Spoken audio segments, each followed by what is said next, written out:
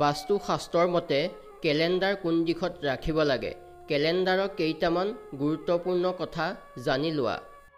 ঘৰৰ পৰা ব্যৱসায়লৈকে সকলোতে বাস্তুৰ হাত আছে।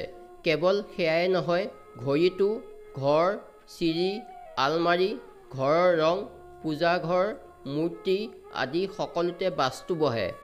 বাস্তুশাস্ত্ৰ অনুসৰি গুৰুত্ব সকলোৰে বেলেগ বেলেগ আৰু সকলোৰে বেলেগ এক নিৰ্দিষ্ট দিশ আছে। বাস্তুৰ মতে প্ৰতিটো দিশ সঠিকভাৱে অনুসৰণ কৰিলে ই লাভজনক। তেনে এটা কথা হ'ল কেলেণ্ডাৰ, যিটো বাস্তুশাস্ত্ৰৰ যথেষ্ট গুৰুত্বপূৰ্ণ আৰু বাস্তুৰ মতে এটা দিশ আছে আৰু ইয়াক যদি ভুল দিশত ৰোপণ কৰা হয় ই ক্ষতিগ্ৰস্ত হ'ব পাৰে।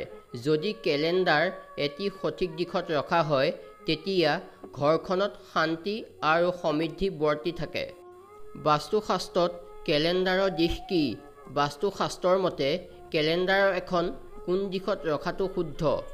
বাস্তুশাস্ত্ৰৰ মতে কেলেণ্ডাৰ উত্তৰ পূব বা পশ্চিম দেৱালত ৰখাটো সদায় সঠিক।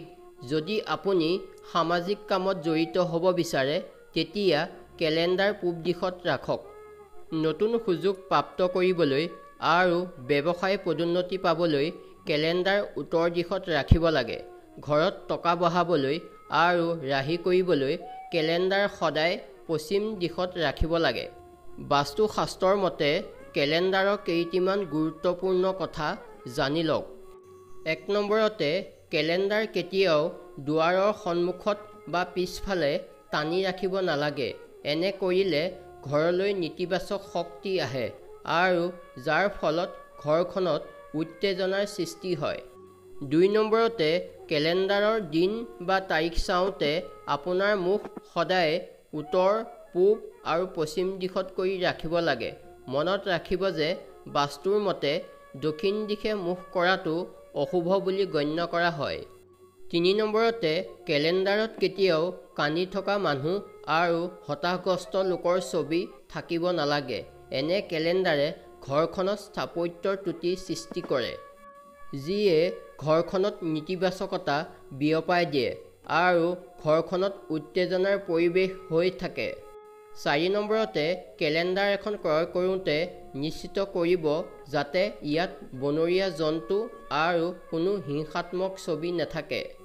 ৫ নম্বৰতে কেলেণ্ডাৰ সদায়ে ওপৰত উল্লেখ কৰা দিশতহে ৰাখিব লাগে। ই আপোনাৰ জীৱনত সুখ আৰু শান্তি আনে আৰু ইতিবাচক শক্তি প্ৰদান কৰে। ৬ নম্বৰতে ফটা কেলেণ্ডাৰ কেতিয়াও ঘৰত ৰাখিব নালাগে। ইয়াৰ ফলত ঘৰখনত স্থাপত্যৰ ত্ৰুটি সৃষ্টি হয়। ৭ নম্বৰতে কেলেণ্ডাৰ ভুল দিশত ৰাখিলে বিত্তীয় লোকচান হ'ব পাৰে। ধন্যবাদ।